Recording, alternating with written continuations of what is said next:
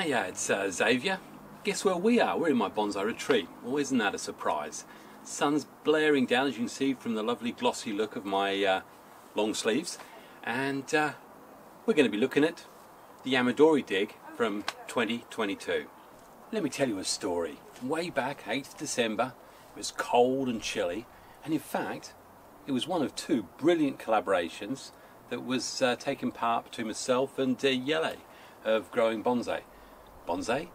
And it was the start of a collaboration that took place between Jelle of Growing Bonsai and myself. And it was two videos, and one was how to recover field-grown stock, and it was from Avalan Nurseries, which is in Bourne in Lincoln. Not a lot of you can get there, but well worth it. I've visited there a number of times over the last 3 or 4 years. And the main aim of that collaboration was to try and compare notes. You know, how does Jelle deal with recovered trees, or Yamadori, or urban dory, or Deodori, or was Deodora? That's a cedar, isn't it? But basically, what's his approach, and then compare it to mine. And then I decided to follow his approach and went out, did a bit of a dig, and I got 4 trees. So that was back in 8th of December, and now we're, you know, I do believe we're the 8th of July, and I thought we'd see how they're getting on. Now, top half doesn't really matter, but this first one is an English elm. I don't know why it took so long to look. You only have to look at the leaves to see it's an English elm. If you look at the original video, which is up there, you'll see this one I thought was going to be absolutely brilliant, because it has a nice thick trunk. I mean, that trunk is big, and in the end you'll find out that you've got to watch the video, that I had to take away a lot of roots, and this is actually a great big ugly knuckle. But needless to say, now very firm, lots of growth, and I've got to make a decision now to move this forwards.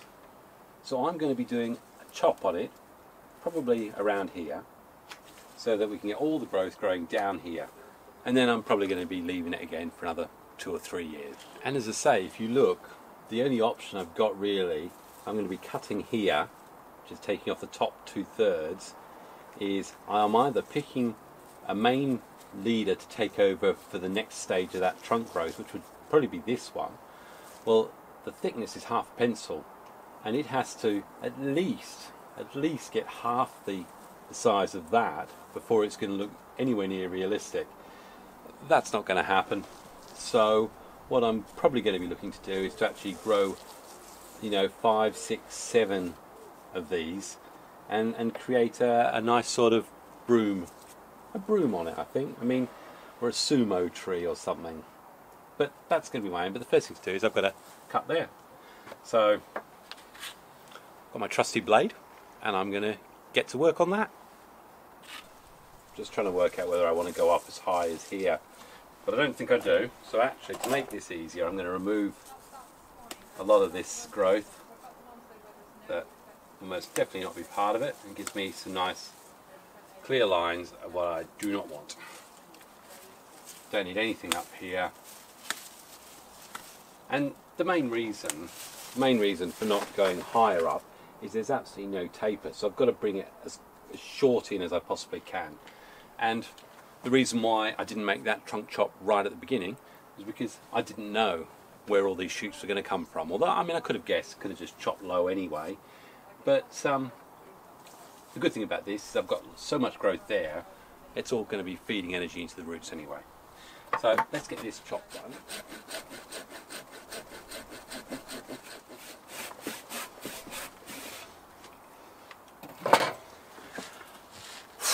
I'm cracking. Now clearly the big issue, and why often sometimes you'll wait for 2 years before you do that, is because what you don't want to be doing is completely and utterly destroying the new root structure that you've grown there. So the final thing is just being just a little bit careful about how it comes off, because what you don't want to do is,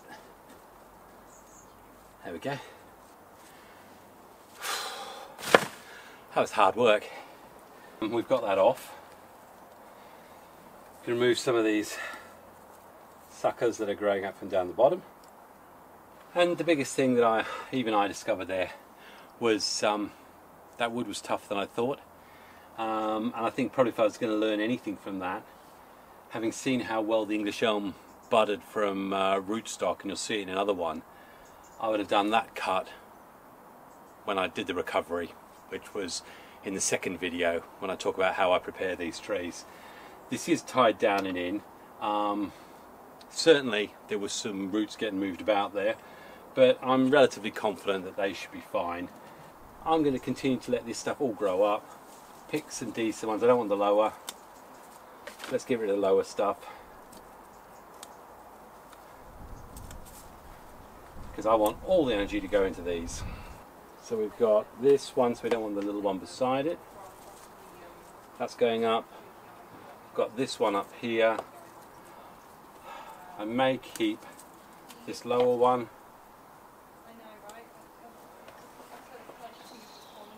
And again, I may end up going even lower, who knows. So we've got this one. This is quite a big one. In fact, it's already got junctions off it. I'll let that grow. Get rid of the little one there. Truth is, there's where the front's going to be, somewhere around here, he says. Let that grow. Get rid of that one. We want those to grow out, those to grow out.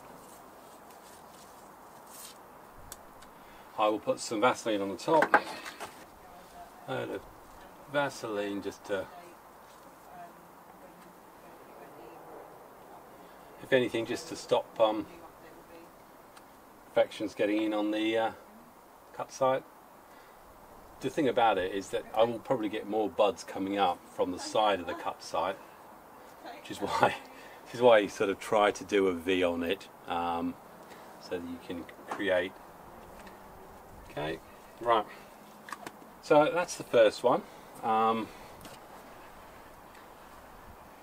Who knows? I may well end up losing the lower ones as well, but I need to get one of those little high-powered portable drill chainsaws that Tony's got.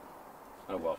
Right, so that's all that's going to happen to that for this year. I'll leave it a nice spot in the garden where it gets some shade, some sun, and feed it up heavily and see what happens with all this growth. Time to go to the next one, I think. In fact, let's go and see the other part of the root, because I took a part of the roots of this I took off and I decided to try root cutting, and I was surprised by the results. Bearing in mind I did the same with Chinese elm and they all failed. Okay, now this one was actually part of the root that came off that last one you saw, and what's most interesting here is, as I say, this is right here at the cut side, horizontal cut, and there's just loads of growth coming straight up there. So I could actually create something from there, or have a side branch going that way and one going up. I could cut even further down and use this, but for now I'm just happy that it took. I didn't expect it to. I'm really not going to make any big decisions on this, because I can make these decisions much later in the year. The main thing today is to get the trunk heights down. If I at a later stage decide I want to take it in half again, I can do, but I'm interested to see whether I can develop that as a leaning tree, so again, and then just create this growth around it. Interesting. I don't know. Probably this one right down the bottom isn't needed though. We'll get rid of that. I definitely don't need to thicken up the base anymore, that's for sure. With anything like this, my main aim is to try and thicken the upper growth, so I don't need energy being wasted down here. Yeah, I mean, I can I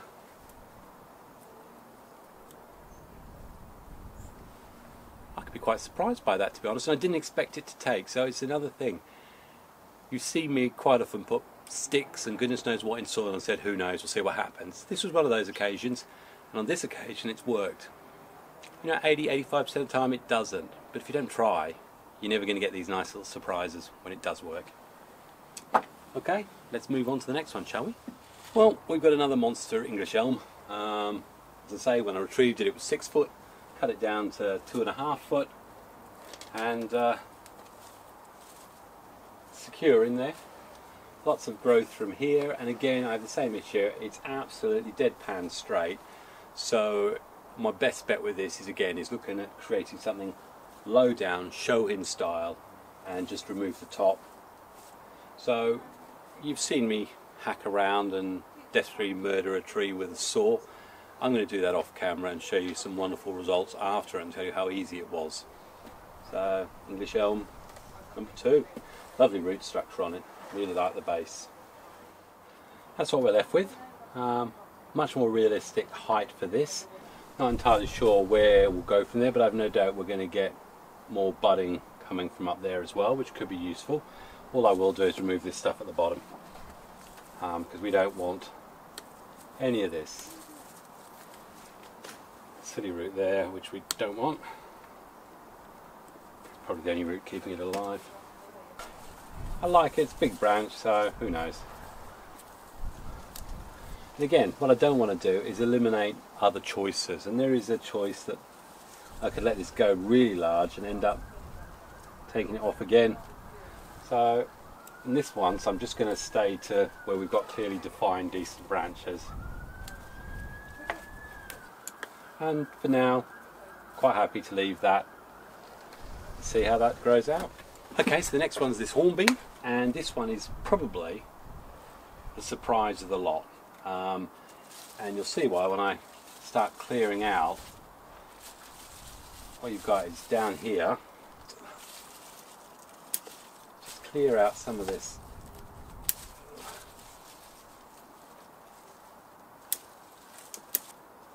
got some really nice thick branches growing. I'm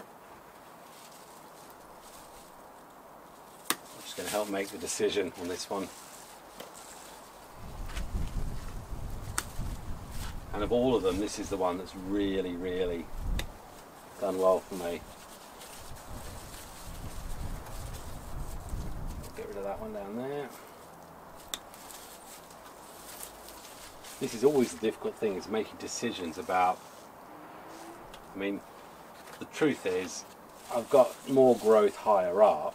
There's not very much taper there, so I'm going to remove it here.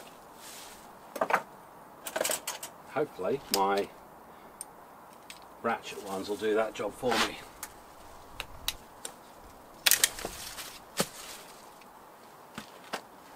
So delicate I am sometimes. Okay.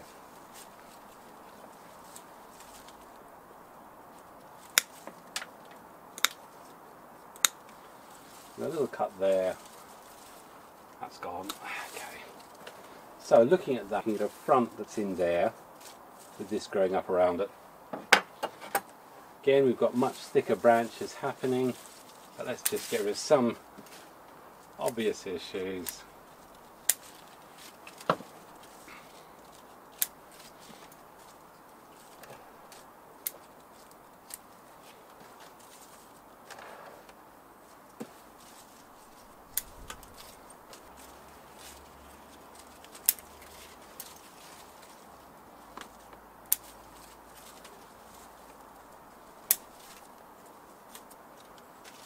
This, but we've got 1, 2, 3, 4 trunks there, which I think are going to provide some brilliant .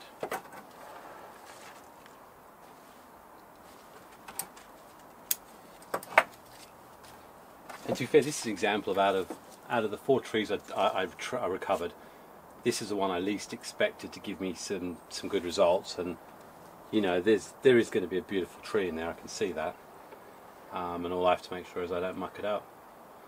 But you see how much more difference branch growth came from the hornbeam versus the English elm. Very, very vigorous growing tree. Ideal for doing your Yamadori digs with. Front's going to be in there. Or I may well reduce another branch in there somewhere, this one perhaps, I don't know. But yeah, so all I need to do is put some Vaseline on that. Feed it up. And let it go.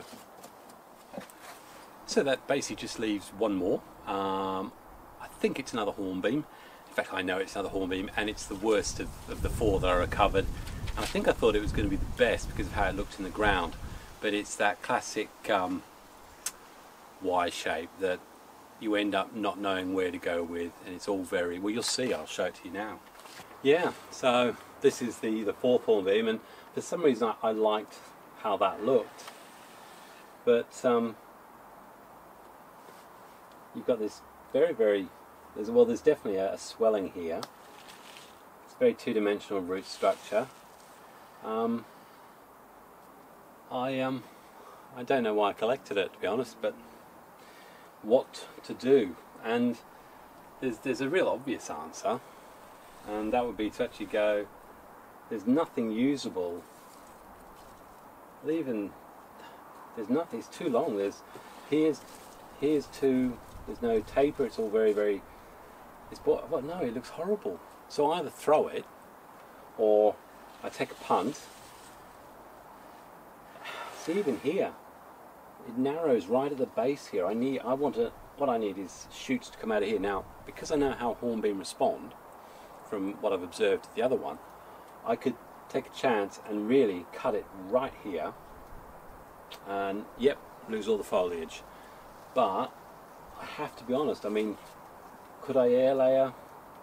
I could potentially do an air layer there, and then take off the top there, but that's very straight. I'm not sure. I don't think it's not an appealing enough idea to me to bother waiting to do that. And yeah, I could put an air layer on now, to be honest, to do that. But you know, on this one, I'm gonna roll the dice, and I'm basically gonna cut it right back there, I think. In fact, I tell you what, there's no hurry. I can cut this in the next 2 to 3 weeks. I'll send this one to you. I'll give you a proper spin of it. So there we go. We've basically got a main component of growth up here, and we've got this great big expanse here. We've got a branch here that could possibly go up. I mean, I could remove this first, this here, and just see what happens. Tell you what, over to you on this one. I'm not going to do anything at all. I don't lose anything by doing nothing. I'll have a look and see what comes in the comments, which is a good way for me to check whether or not you like my content, because if you're actually spending the time watching, you'll know that I've just asked you a question. So whack your answer in the comments, what you think I'll do, and in the meantime, while you're near the comments, the like button's quite close to it. You can hit like, notifications, share, all that sort of palaver. I'd like that, that'd be really nice. I thought what we could do is I'd also collected 8 or so trees in 2021. And some of them you've seen or will see because they got air layered. That'd be an English elm. There was a beech, and you've seen those, but we also had 2 that I put into pots. And one was this. It's growing very slowly. It's a cherry. And this is where you get this classic example of where, you know, you've got to balance expectations with the size of the tree or the trunk you've got. This is another great warping trunk on it, and I'm looking at basically growing this branch so that in some way, shape, and this one is proportional to what it's come off. Really, this needs to go into a deep growing container, and even this big deep ceramic isn't enough. It needs to be probably going to a growing bed for a couple of years. It's slow. This is 2 years worth of growing, but hey, I'll keep going. It's not impossible. I'll keep growing it, and it will eventually get the sort of size that I need. And down here, that was a linden that I recovered. A slow process. There's the original trunk chop. It was 6 foot. Managed to grow 3 branches off it in 2 years, but it's a long way to go. Ideal time to tell you. That was a hornbeam that I didn't know what to do with, and I basically chopped the top 2 feet off earlier this year. and the amount of growth that's come on it has potential to make that into a really nice clump. So the hornbeam is really good when you go heavy on it. You see we've got the hornbeam and the English elm here, air layers. Haven't checked, but to be fair, I won't look for another few weeks. I want to get July out of the way. Tempted though. It's funny, see how already the tree's responding well with little shoots down here, shoots here. So this idea that I had on this one is going to work out pretty well, I think.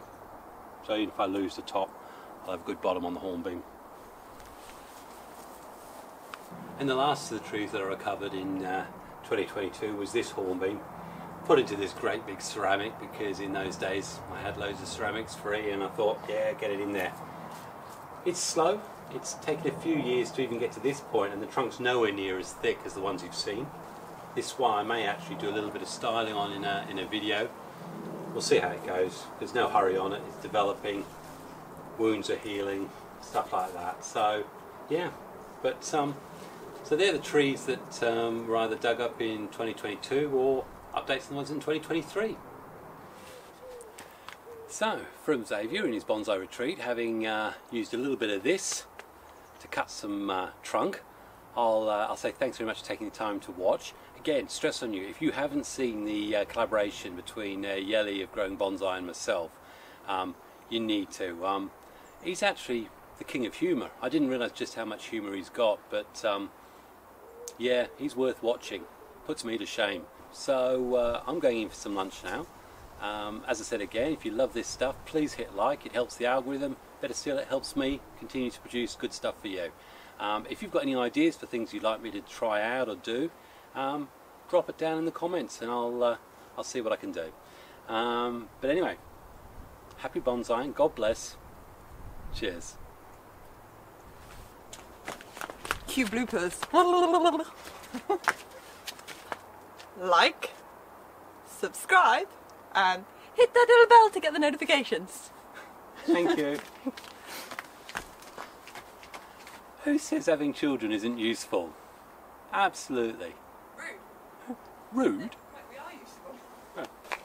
Mind you, I've got to ask myself, do I get enough from you hitting likes to warrant the cost of raising just one of those children?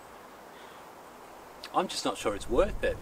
Although they will be wiping my mouth and, well, let's not go there when I get old, dribbly and grey.